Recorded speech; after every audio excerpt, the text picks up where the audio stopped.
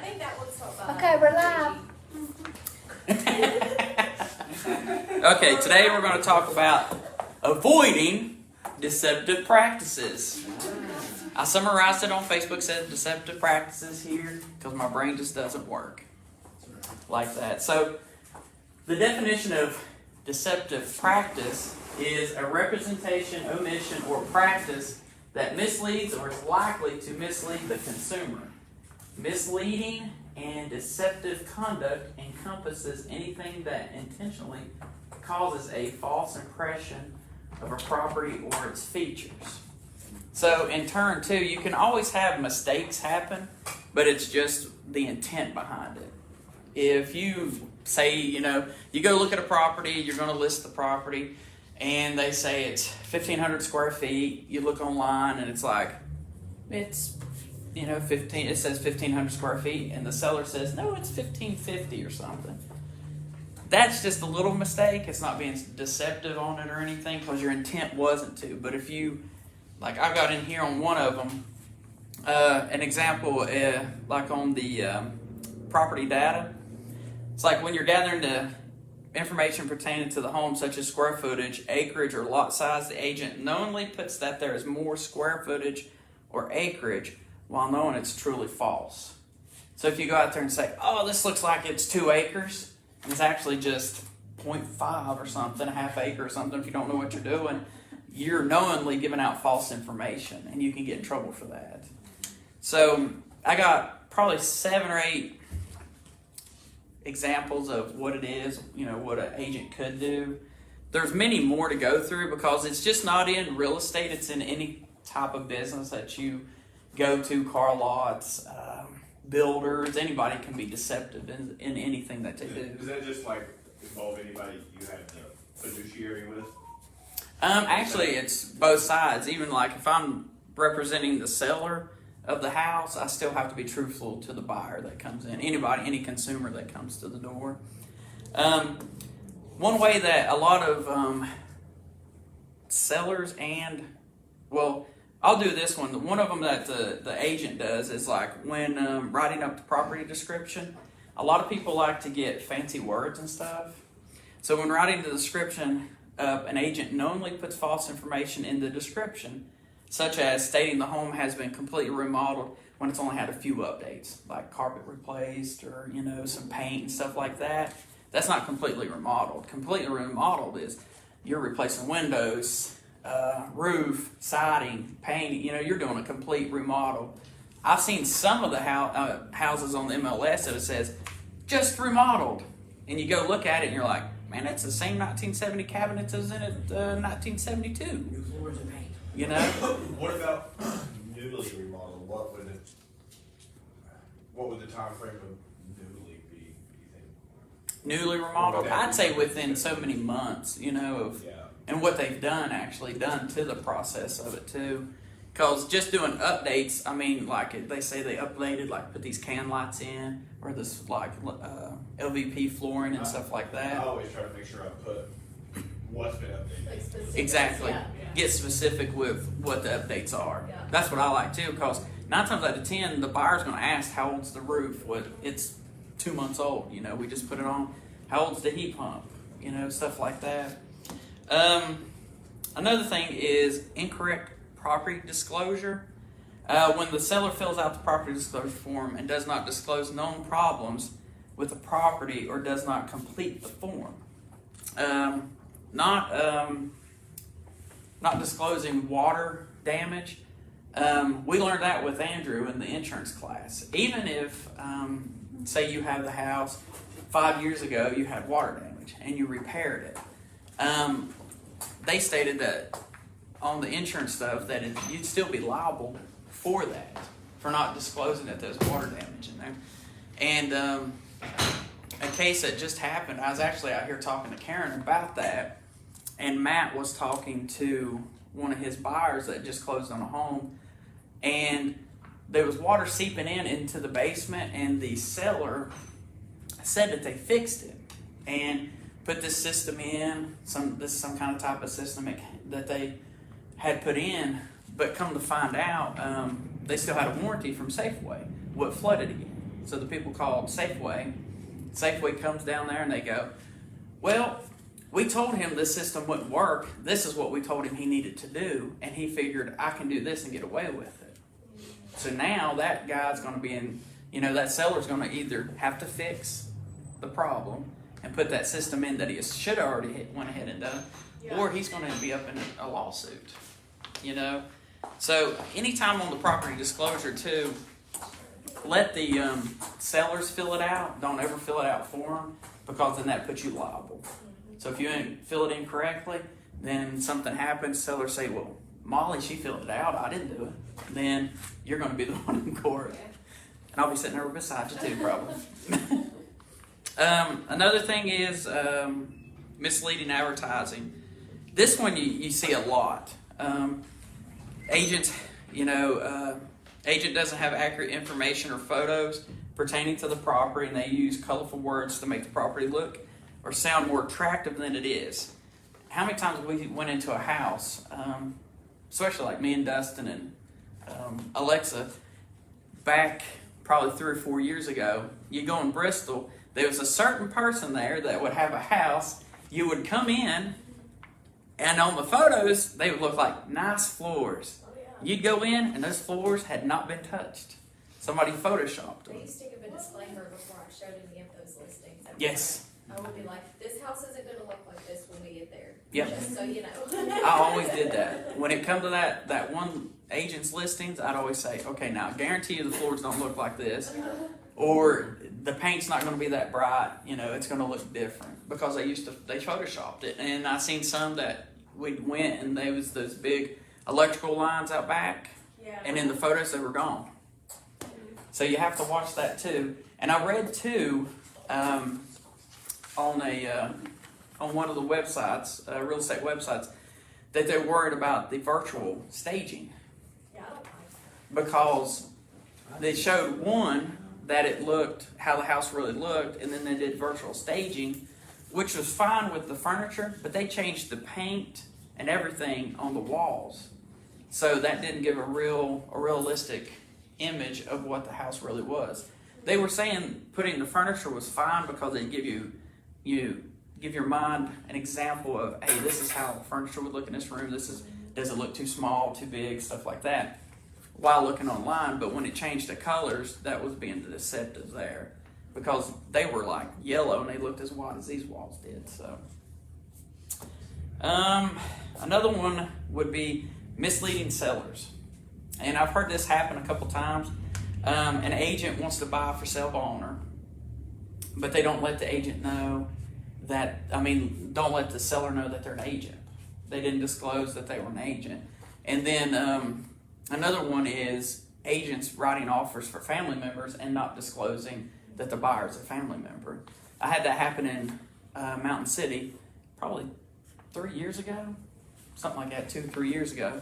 And the seller, she was fine with it because she knew the people and knew the agent. He was brand new agent, and he hadn't been trained. I asked him, where's that form at, disclosing that your mother's the buyer? And he didn't know that he even had to do that. But the seller's boyfriend wanted to go after that agent and get him in trouble. And, the seller talked to the boyfriend and calmed him down, but I've seen that a couple times, like a lot of reviews or something. They're like, they never told me they were an agent, or they never told me that was their family member. So, and here's some that I came up with, examples that I've had happen. And it's not always like, you got to worry about yourself, not doing stuff wrong and everything, but you got to worry about the other agents you're working with. One is receiving offers and not presenting them to the seller in a timely manner. You always have to, when you get an offer, you always have to, you get it, you have to contact that seller in a timely manner and present that offer. My case happened was, I was in Mountain City and had a buyer. It was cash. She went full price. And we were waiting, never got no answer. And I had another buyer call me from Georgia and said, hey, I'm gonna come look at that house. But I called the listing agent, and she said that she said that she already had a full price offer, but she was going to hold that offer until I came up there. So she was going to hold my offer till this gentleman came up here, looked at the house, and if he wanted to make an offer, she was going to take his offer so she could get both sides. So he called me and told me and said, hey, she's holding your offer. I just wanted to let you know. So I called her, and within 5 minutes, I had a signed contract. So that was very, very deceiving on that. And it happens more than we think it does.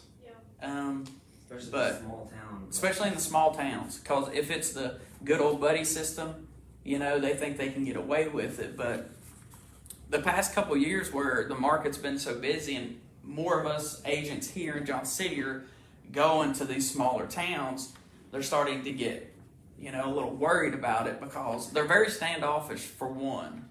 But two, they're starting to get a little bit more cautious because that's bringing more attention to the area than what it was before. Another one is when an agent lists a property, they put it on the MLS, then they put on there, we're going to hold showings off for 3 days, and then the agent goes and shows buyers. Go ahead and shows buyers. Had that happen. Had a buyer, called the agent, and I said, I want to show this house. And they're like, we're not showing it today. Well, I tell my buyer, I'm like, they're not going to let us come today. It's going to be a few days. They called that agent, and they said, oh, yeah, can you be here at such and such time? So it's better to just go ahead and put it on there, which in the MLS, they say, once it goes on the MLS, you got to start showing then.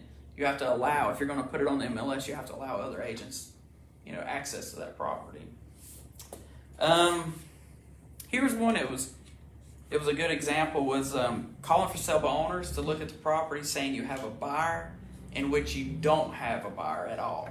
You might have one. I mean, if you got 10 buyers, that house may work. You could go look at it and say, well, this is a little bit too small for what they're looking at. Then you may get in a conversation to list it. But there's a lot of them that say they have buyers, they don't have no buyers. They go to talk to them just so they can get the listing. Yeah. So that's being very deceptive to the public on stuff like that. The next one would be listing a property and not putting the brokerage name on it or any advertisement on social media. You just got your team name or your group name or just your name. And that's deceptive because it's making it look like you're the company. That's the company instead of the brokerage. So make sure you're always putting the brokerage name and the phone number. And it cannot be, the phone number and stuff cannot be no bigger than the brokerage. It has to be the same size or smaller. This is one that I didn't know about. I mean, I could see it, but there's actually the Federal Trade Commission put a new stamp on it, like a law about it, and that's when you have clients do testimonial videos, and you cannot tell them anything to say in it because it's basically you're scripting it, and they want you to let them give their personal opinion on that. If you don't, then you script it. They could say, oh, they were the greatest agent in the world, and they actually had a bad experience. If you say, I'll give you a $50 Starbucks card if you give me a good testimonial video or something. So that's being deceptive. And then on the when you do say something's, one thing it said on there on the Federal Trade Commission thing was, if you put something like sold in 24 hours, we got this sold in 24 hours. We got it 90% of the list price, or 99% of the list price. You're actually supposed to put a disclaimer. This isn't, this doesn't happen all the time. Something like that. In this market, it does. And I did read on one thing on the course that we have that I'm taking on this, that they actually want you to do a market analysis before you make an offer. But they have to realize that in a market like this, that is very hard to do. I'm going to take 30 minutes to do a market analysis to make an offer for you, and then by then the property could be gone. So. Well, and it doesn't, shouldn't say it doesn't matter, but where stuff's still going up, Yeah. the comps don't necessarily Right. reflect what the sales price is gonna be at all. Right, exactly. Right, and then I guess it's like proof that you showed them that and they still made that decision Mhm. or something, I don't know. But I think so. And it's always good, like, I mean, it helps when you got the appraisal contingency, so Yes. you're not, that's going to help not overpay. But in this market, it is very tricky. So if you got time, just try to knock it out real quick, especially if it's a cash buyer. Because I think a lot of these cash buyers might start feeling the pain when they try to sell and they're coming in $60,000, $70,000, $80,000 above. They may start feeling a little bit of pain if they try to sell. This is one that just irritates me. Saying you have multiple offers verbally and not sending out a multiple offer form. Yeah. Then you send your form, you send your offer in, we got multiple offers, you know? And it's like, where's the form at? And then come to find out you never had multiple offers in the first place. They're just trying to get you to raise your price up. And then one that happened to Matt was he went and showed a property. They sent an offer. They said, oh, they ain't going to take that. So Matt put in full offer, put whatever they wanted, the sellers wanted. So the lady, she didn't answer her phone, the agent didn't answer text, emails, or nothing for a few days. Then all of a sudden, she told Matt his multiple offers. They sent forms, nobody answered. She wouldn't answer, blah, blah, blah, blah. Then it goes contingent. And then the offer, we watch it close, and the offer is basically the same what Matt did, and she got both sides. She did that just to get both sides, and that is very deceptive. I mean, it's unethical, very deceptive of anything.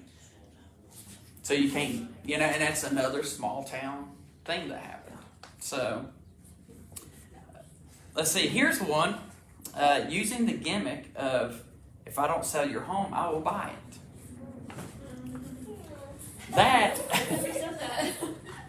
That is just a gimmick, and it's very deceptive to the public, because you're telling them that, if I can't sell your house, I'm going to buy it. And in those things, they do put disclaimers.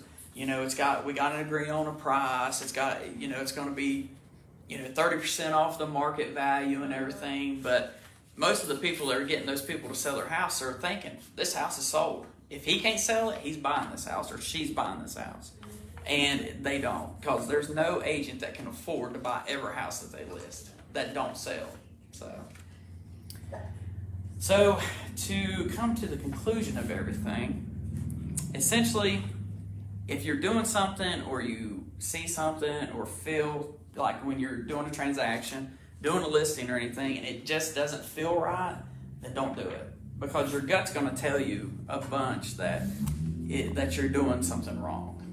So, anybody got any questions? Want to add anything? Any deceptive practices that you can think of? I have a comment, I guess, I don't know who the agents were, but I know a family member of this person, and they bought this house in Bristol. I don't know if it was Tennessee or Virginia.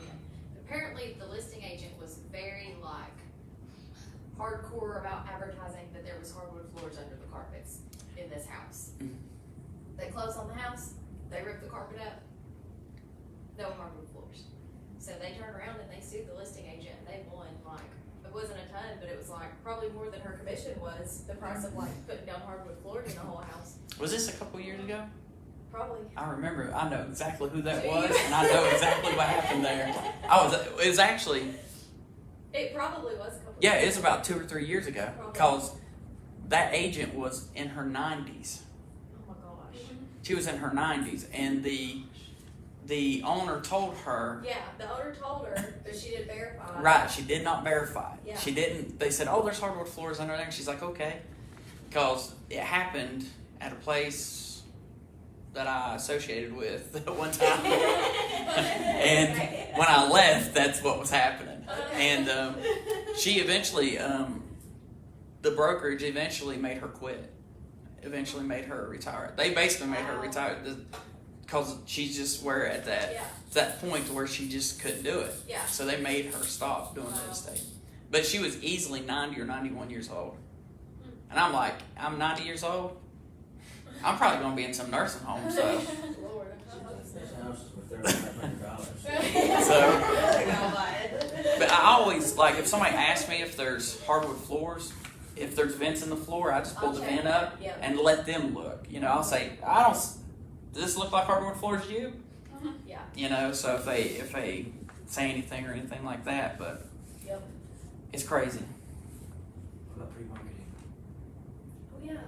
What about The what pre-marketing? Yeah, that? pretty Coming soon. soon. They recently said that we couldn't do that, On Facebook. and I see it all the time on Facebook. Yeah. No, Wow. it's bad. Technically, it is because the reason they did I that. can't keep up with this, but I'm looking for this off market.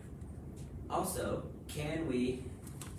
That's where it's tricky, because according to the coming soon stuff, you're not even. It used to be like you could talk about it, Mhm. but you couldn't like advertise it. Yeah, Then they switched it to where you can't like talk about it. right. So then, like, do pocket listings still exist? Do off the market deals exist? I think in Tennessee you ain't even really supposed to do pocket listings anyway. How about, What if you? is it an off market deal if you don't have the listing thing signed?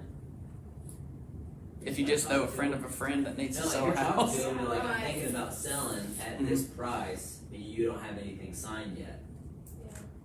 Hmm. Yeah. Because I don't really know how they technically- enforce the rules if you didn't sign it. Yeah. Technically, I think that's the loophole. Yeah. Yeah, because it's not a signed listing.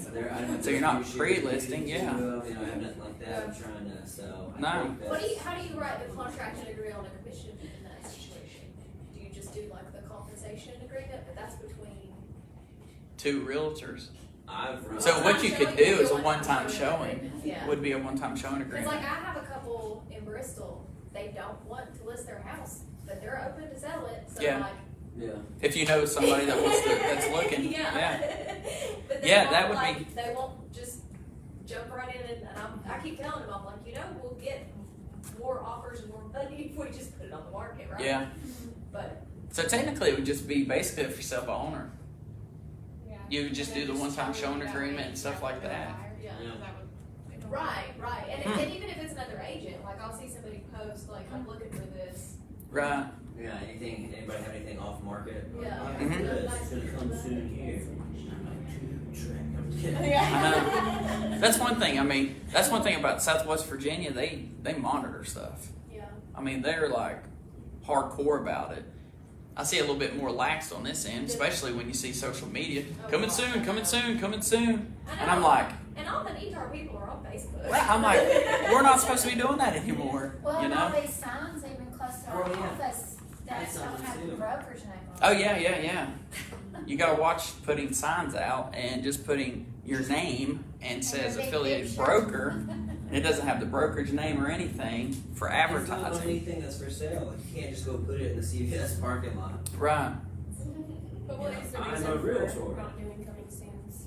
Like, And it's just They this said market- it's not. This market It's not got coming. so competitive. Yeah. Like 2 years ago, you could do 2 weeks beforehand. If you Yeah. had something signed, you could put it in the yard, coming soon. But that's before like everything was on fire. Because then everybody getting in these bid wars, then everybody was griping and complaining. Yeah. Well, I can't get my guy in before I get into something, and it's already under contract as soon as it hits the market. Like, it's Yeah, not fair it that wasn't we all fair pay to all and start the race buyers. at the same time. So then they were like, well, you can do it 24 hours before, but then no more. And they're like, well, not at all. You can't even talk about it. Yeah. And the funny thing is, I still see some of these listings that pop up, and it says just listed under contract, yes, and you're like. and it's the okay. same side.